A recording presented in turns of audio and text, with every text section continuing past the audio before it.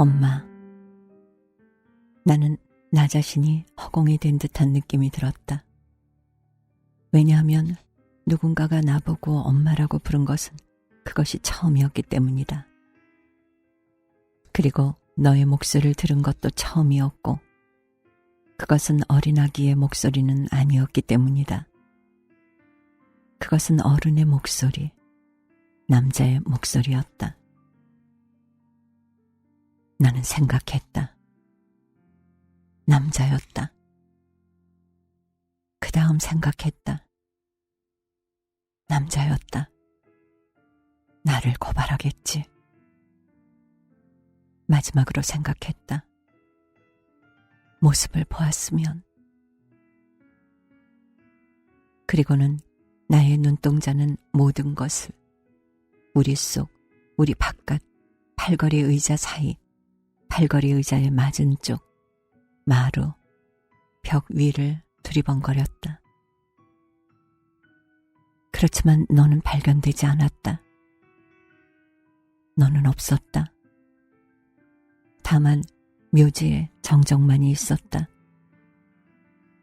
그리고 그 묘지의 정적 속에서 너의 목소리가 새로이 터져나왔다.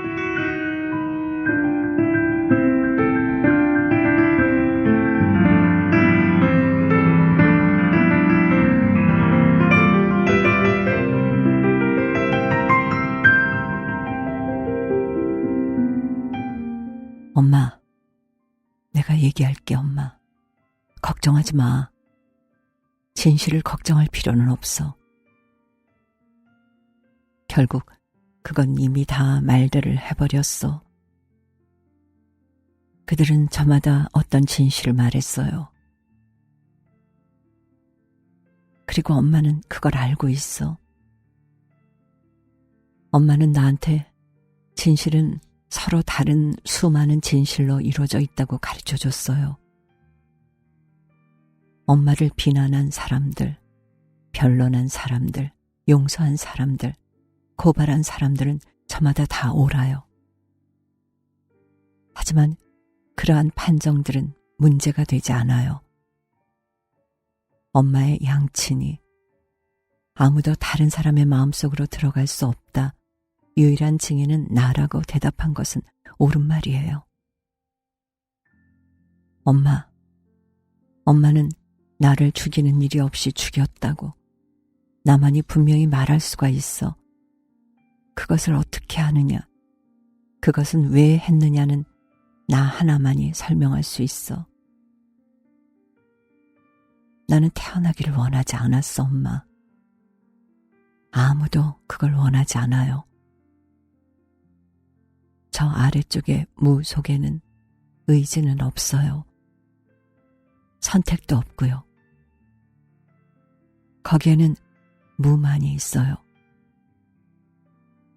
무에서 분리되어 살기 시작한 것을 자각할 때도 누가 그걸 바랐는지, 그것은 좋은 일이냐 나쁜 일이냐를 마음속으로 반문해 보거나 하진 않아요. 우리들은 단순히 받아들이는 거야. 그 다음에는 받아들인 일이 마음에 드는지 어떤지가 분명해지기를 기다려요.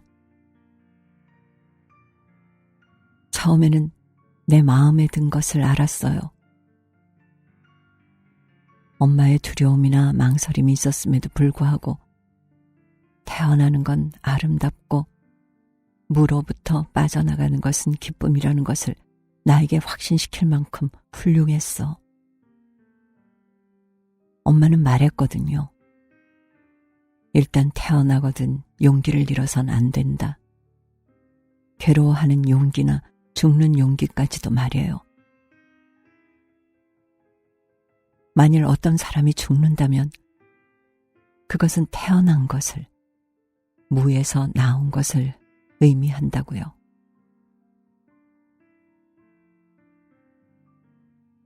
그리고 무보다도 더 나쁜 것은 아무것도 없다.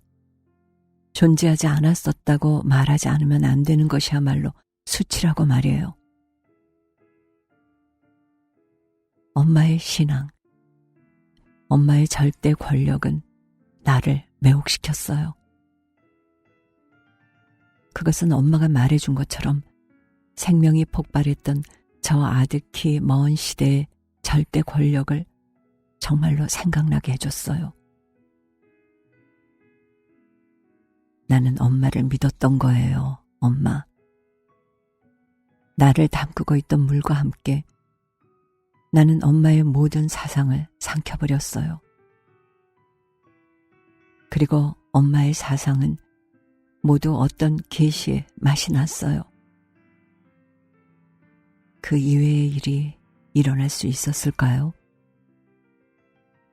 내 몸은 엄마 속에서 엄마 덕분에 성장하는 계획임에 지나지 않았던 거예요.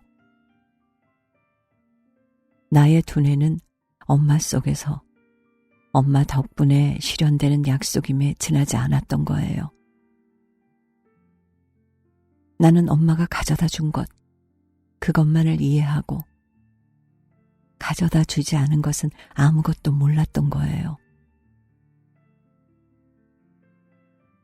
내가 훌쩍훌쩍 마신 이성과 빛은 엄마 자신임에 지나지 않았어요. 나를 삶으로 인도하기 위해서 엄마가 모든 일과 모든 사람들에게 맞서 대항한다면 그것은 생명이 정말로 더할 나위 없는 지상의 선물이라는 것을 의미한다고 나는 생각했어요. 그러나 그 후에 엄마의 망설임, 회의는 더해가고 겁발린 맛과 초조, 용기와 불안이 서렁키게 되었어요. 불안으로부터 벗어나기 위해서 어느 날 엄마는 태어날 것이냐 어떨 것이냐의 결단을 내리라고 나에게 강요했어요, 엄마. 엄마의 선택에 대해서가 아니라 나의 명령에 복종했다고 엄마는 명백히 말했어요.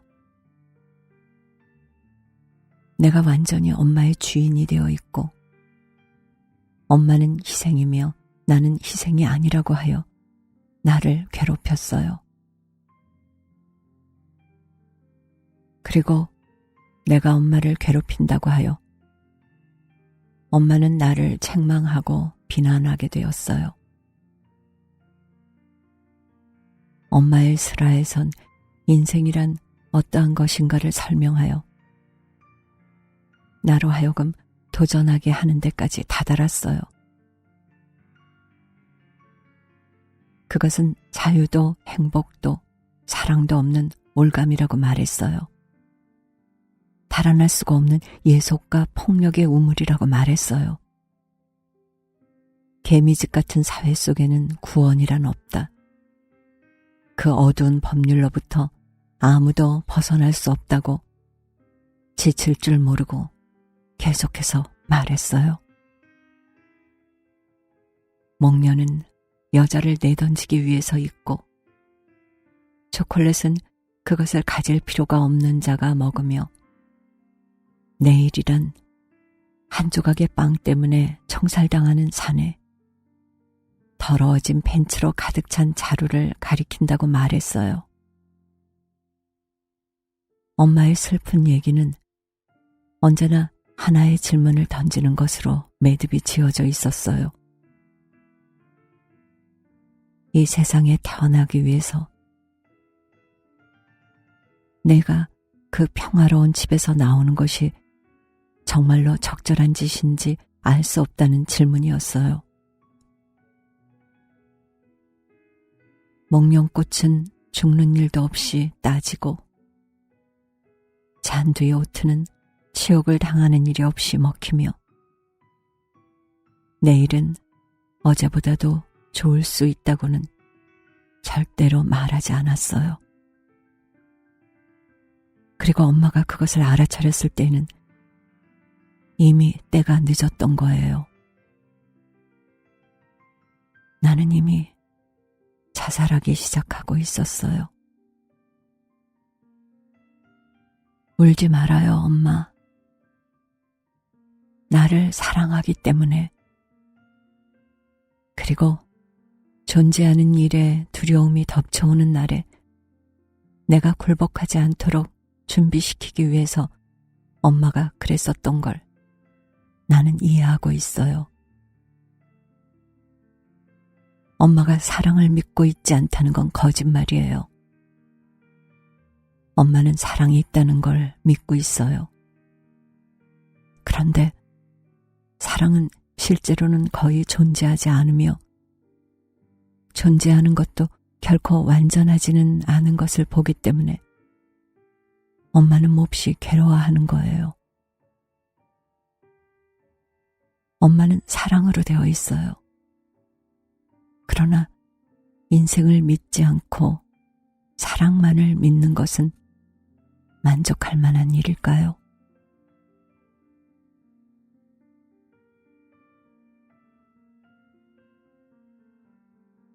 엄마가 인생을 믿고 있지 않으며 고생을 하며 거기에서 살고 있는데도 그래도 역시 나를 거기에서 살게 하려 하고 있다는 걸 이해하자마자 나는 처음이요 마지막인 선택을 나 자신에게 허락했었던 거예요. 태어나는 걸 거부할 것을, 다시는 엄마에게 달을 주지 않을 것을 말해요. 나는 이미 그걸 할 수가 있었어요, 엄마. 나의 사고는 이미 엄마의 사고는 아니었어요. 나 자신의 사고를 지니고 있었어요.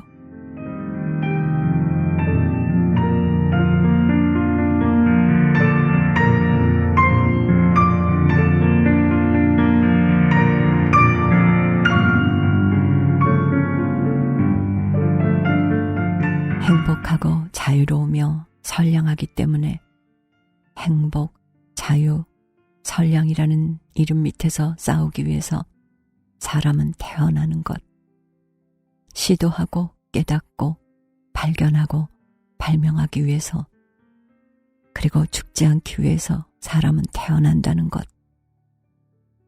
나는 이런 것들을 억지로 믿어왔다. 그러나 이러한 것들을 의심한 일, 그리고 그것을 너에게까지도 감염시킨 일이 얼마만큼 치명적이며 돌이킬 수가 없는 것이었는가는 그때가 되어서야 비로소 알았던 것이다. 나는 광란 상태에 빠졌다. 그 광란 속에서 나는 모든 것이 꿈, 아주 무서운 꿈이기를 빌었다.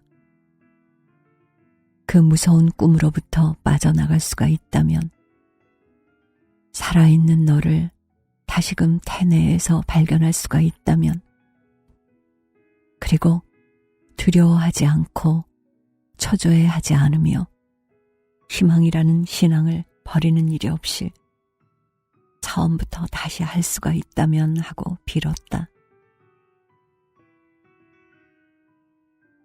나는 너에게 손을 뻗쳤다. 지금 당장 나를 너와 함께 데려가 달라고 간절히 애원했다. 너는 내 곁에 와서 말했다. 그렇지만 나는 엄마를 용서해요. 엄마, 울지 마. 나는 다음 기회에 또 태어날 거예요. 얼마나 근사한 말이니, 나의 아들아. 그렇지만 그것은 그저 말에 지나지 않는다. 가능한 모든 요소로 구성되어 결합된 지상의 모든 정자와 모든 난자도 너를, 너였던 것을, 너일 수 있었던 것을 다시금 만들어낼 순 없을 것이다. 너는 이젠 태어나지 않을 것이다. 결코 되돌아오지 않을 것이다.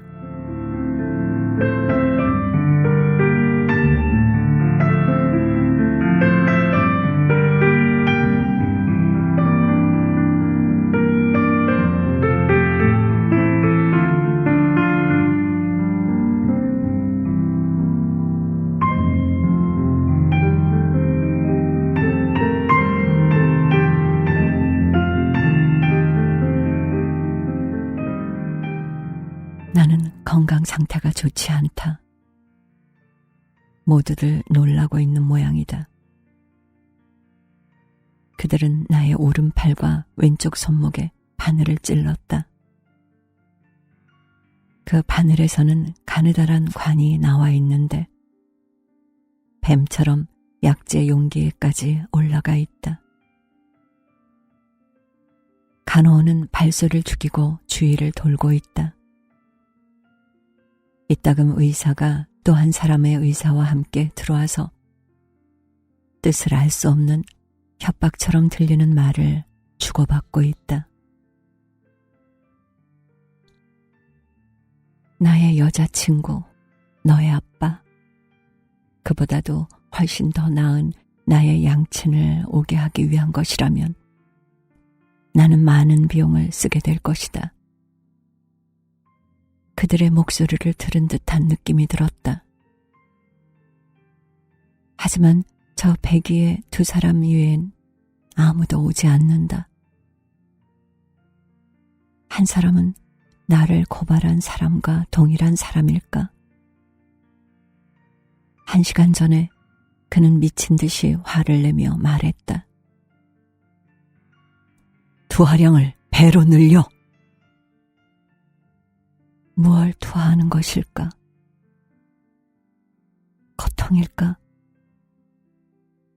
나는 이내 그걸 씻었다. 또다시 시작하지 않으면 안 되는 것일까? 그 다음에 그는 말했다. 빨리 달려가고 있는 걸 모르나?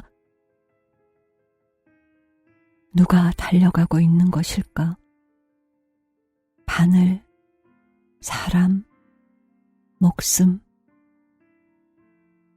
자신이 바라지 않는 한 목숨은 가버릴 수가 없다. 여기서는 아무도 죽지 않기 때문이다. 너까지도. 왜냐하면 너는 이미 죽어 있었으니까. 나는 저항해야 했었다. 싸우고 이겨야 했었다. 너는 너무나 빨리 굴복을 했다. 너무나도 일찍 단념해버리고 말았다. 너는 인생에 적합하지 않았다. 두세 가지 이야기나 경고에 누가 놀라겠니? 너는 너의 아빠와 똑같다. 그 사람은 신 속에 휴식한다고 하는 쾌적성을 찾아냈다.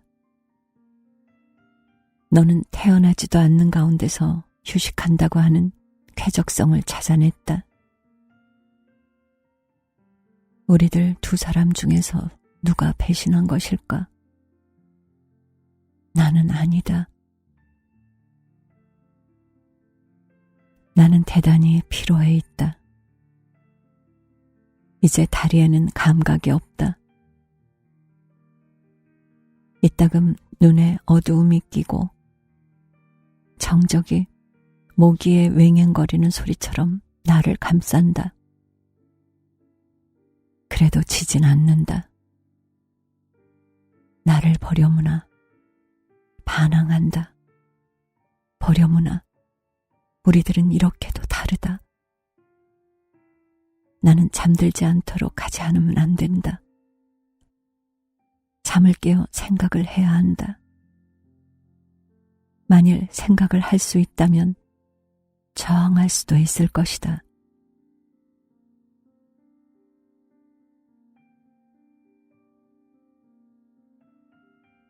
나는 너를 데리고 집으로 가야 할 것이다.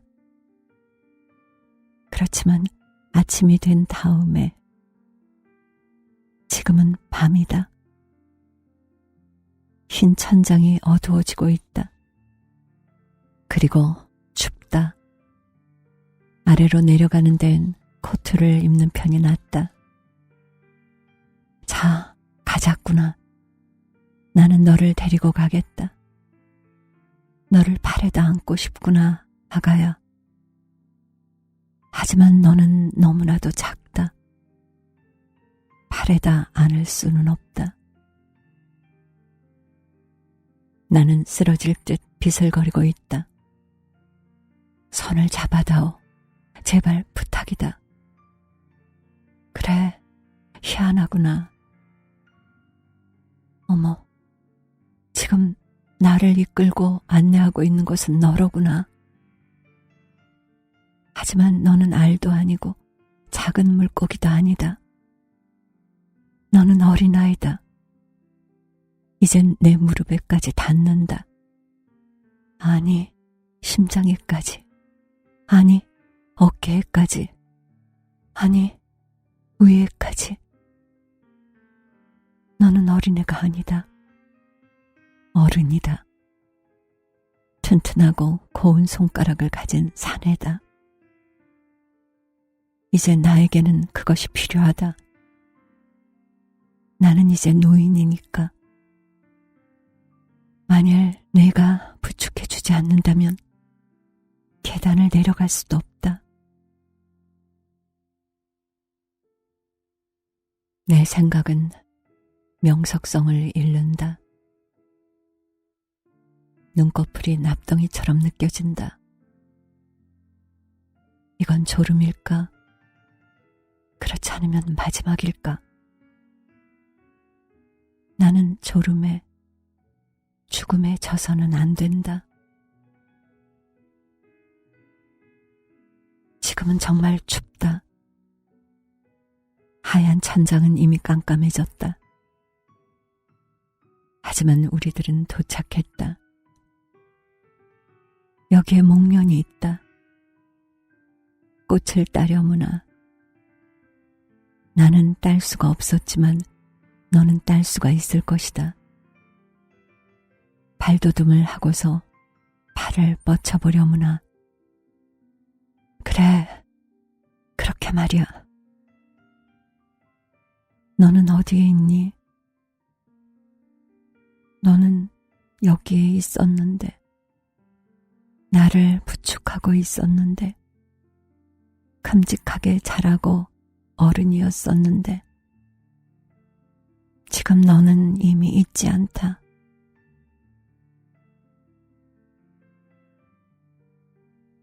나는 생명을 느낀다.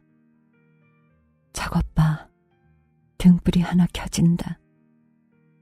사람의 목소리가 들린다. 누군가가 줄다름치고 부르짖고 절망한다. 그렇지만 딴 곳에서는 수천, 수십만의 어린애가 미래의 어린아이들의 어머니가 태어나고 있다. 생명은 너도 나도 필요로 하고 있지 않다. 너는 죽었다. 나도 죽을 것이다. 하지만 그건 중요하지 않다. 생명은 불멸이니까.